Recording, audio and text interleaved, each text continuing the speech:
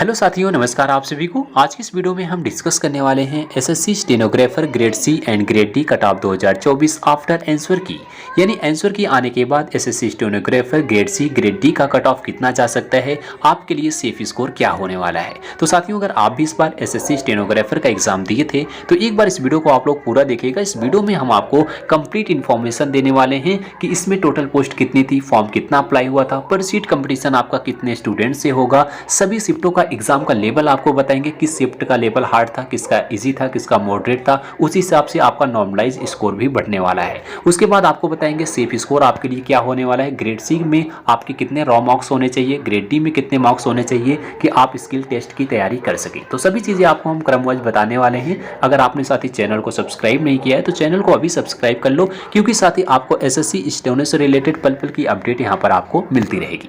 तो आइए सबसे पहले हम बात करते हैं साथी इसकी टोटल पोस्ट की। आपको एक एक चीज़ आपको समझाने वाले हैं, तब आप बिलीव कीजिएगा साथी कि आपकी कट ऑफ कितनी जाएगी।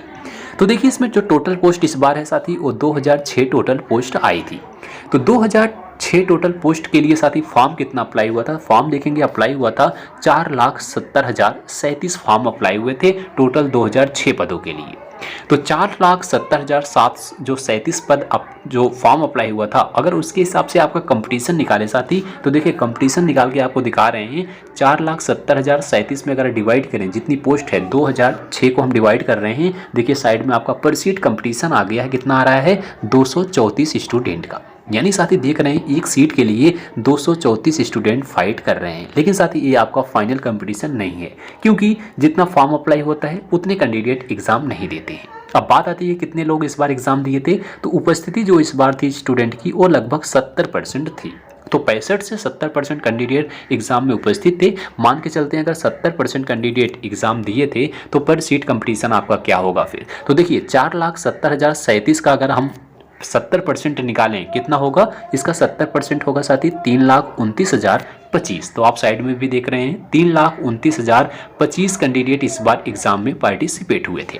तो आपका जो कंपटीशन होगा इस स्टूडेंट से होने वाला है। तो इसका भी हम आपको कंपटीशन निकाल रहे हैं। तो 3,29,025 को अगर हम डिवाइड करें, जितनी पोस्ट है 2006 को देखिए डिवाइड कर रहे हैं, तो आपका फाइनल जो कंपटीशन आ रहा है कितना आ रहा है, 164 कैंडिडेट का आ रहा है।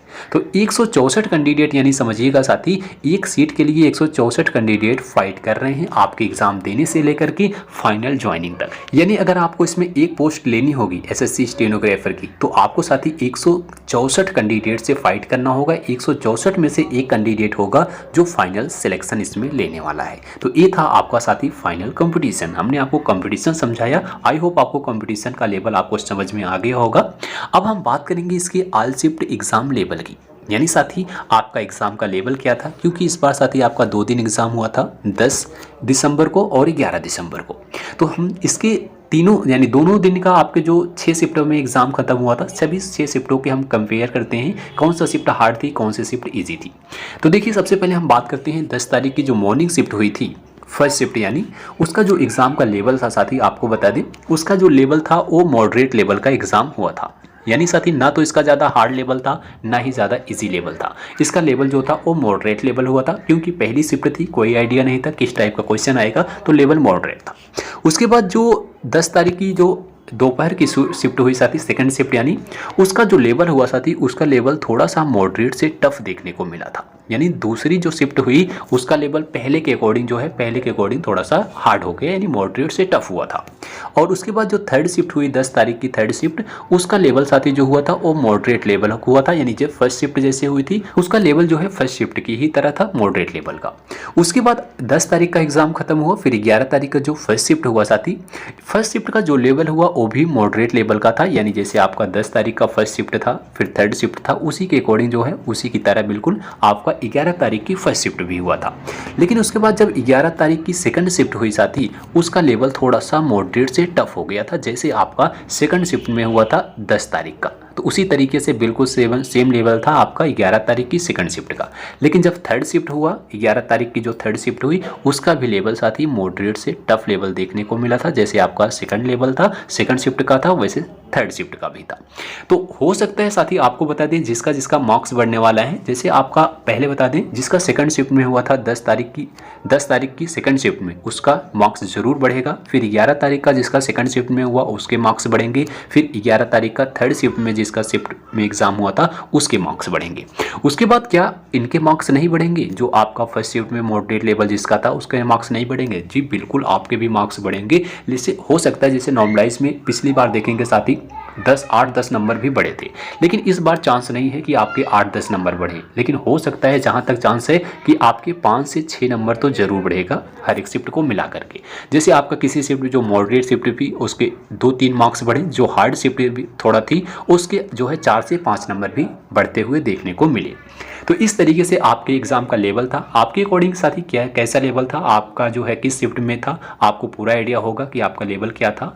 अगर इसमें से 6 शिफ्ट में से आपका जिस शिफ्ट में हो आप लोग कमेंट में ज़रूर बताइएगा कि आपका एग्जाम का लेवल कैसे था। अब हम बात करते हैं इसके safe score for grade C and grade D के लिए, यानी जिसका आपका बेसब्री से इंतजार था कि ग्रेड सी और ग्रेड डी के लिए सेफ स्कोर क्या होगा, इसकी एक्सपेक्टेड कट ऑफ क्या जाएगी।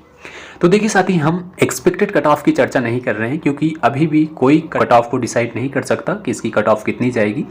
और आपका हम लेकिन सेफ स्कोर साथी बताने वाले हैं कि इस बार आपका ग्रेड सी का कितना सेफ स्कोर होना चाहिए, ग्रेड डी का कितना होना चाहिए कि आप स्किल टेस्ट की तैयारी कर सकें।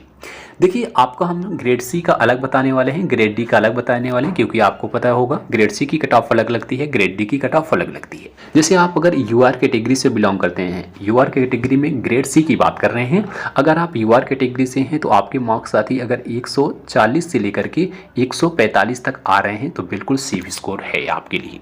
क्योंकि साथी 140 से 145 मार्क्स लाना अपने आप में कोई आम बात नहीं है। जो स्टूडेंट्स तैयारी करता है उसी को पता होता है किस तरीके से इतने मार्क्स आते हैं। तो अगर साथी आपका अभी तक रॉ मार्क्स 140 से 145 तक है तो बिल्कुल आप जो है शॉर्ट लिस्टेड हो जाओगे साथी। आप लोग अपने आगे की तैयारी कीजिएगा।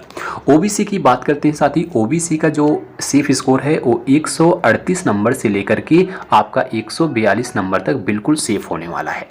ईडब्ल्यूएस की बात करें साथी, ईडब्ल्यूएस का कट ऑफ थोड़ा सा ओबीसी से ज़्यादा जाता है, सेम आपका यूआर की तरह कट ऑफ जाता है, यानी 140 से लेकर के 145 तक अगर आपके मार्क्स हैं तो बिल्कुल सेफ है। एससी की बात करें साथी, एससी का जो स्कोर है 128 से लेकर के आपका 132 तक बिल्कुल सेफ होने वाला है। एसटी की बात करें साथी, एसटी का स्कोर आपका 120 से लेकर के आपका 125 तक बिल्कुल सेफ होने वाला है। ये आपका ग्रेड सी के लिए स्कोर साथी आपको बताए हैं। अगर आप लोग का मार्क्स इससे साथी 2-3 नंबर कम भी है तब भी आप जो है आगे की तैयारी कीजिएगा, क्योंकि साथी इसके बाद आपका नॉर्मलाइजेशन होगा। नॉर्मलाइज स्कोर अगर आपका बढ़ जाता है तो आप कट ऑफ को क्लियर कर जाएंगे। लेकिन अगर रॉ मार्क्स जितना हमने आपको बताया है, अगर आप लोग का रॉ मार्क्स इतने तक बन रहा है तो 100% है, बिल्कुल आप लोग सेफ हैं, आप आगे की तैयारी कीजिएगा। अगर ग्रेड डी की बात करें, ग्रेड डी के लिए आपका कितना स्कोर होना चाहिए, सेफ स्कोर क्या है, तो यूआर कैटेगरी के लिए जो सेफ स्कोर है 126 से लेकर के आपका 131 तक सेफ स्कोर होने वाला है। ओबीसी की बात करें तो ओबीसी के लिए सेफ स्कोर 120 से लेकर के 125 नंबर तक बिल्कुल सेफ है। ईडब्ल्यूएस की बात करें तो ईडब्ल्यूएस का स्कोर 122 से लेकर के 127 तक बिल्कुल सेफ है। एससी की बात करें तो एससी का 110 से लेकर के 115 तक बिल्कुल सेफ होने वाला है। एसटी की बात करें तो 95 से लेकर के 100 तक बिल्कुल सेफ होने वाला है। तो साथी अगर आप ग्रेड डी के लिए कर रहे थे तो ग्रेड डी का स्कोर अगर आपका इतना आ रहा है जितना हमने कैटेगरी वाइज बताया है तो बिल्कुल सेफ है। अगर इससे 1-2 नंबर आपका कम भी है तो साथी बिल्कुल आप लोग तैयारी कीजिएगा आगे की, क्योंकि नॉर्मलाइज स्कोर अगर आपका बढ़ जाता है तो आप आराम से कट ऑफ को क्लियर कर जाएंगे। लेकिन जितना हमने स्कोर बताया अगर रॉ मार्क्स आपका उतना आ रहा है तो 100% है साथी, आप जो है शॉर्ट लिस्टेड हो जाओगे, आप कट ऑफ को क्लियर कर जाओगे। तो साथी अभी तक आपका रॉ मार्क्स कितना बन रहा है आप लोग कमेंट में ज़रूर बताइएगा। 2 चीज़ अपना लिखिएगा, आपका एग्ज़ाम का लेवल किस डेट को था, यानी किस शिफ्ट में था, आपका लेवल क्या था, और आपका अभी तक रॉ मार्क्स कितना आ रहा है। तो आप लोग अपना रॉ मार्क्स जरूर लिखिएगा साथी कि आपका रॉ मार्क्स कितना बढ़ रहा है, आप किस ग्रेड से ग्रेड सी में, ग्रेड डी में कितना बढ़ रहा है, जिससे हमें एक डेटा मिल जाए कि आप लोग का हाईएस्ट मार्क्स कितने तक जा रहा है।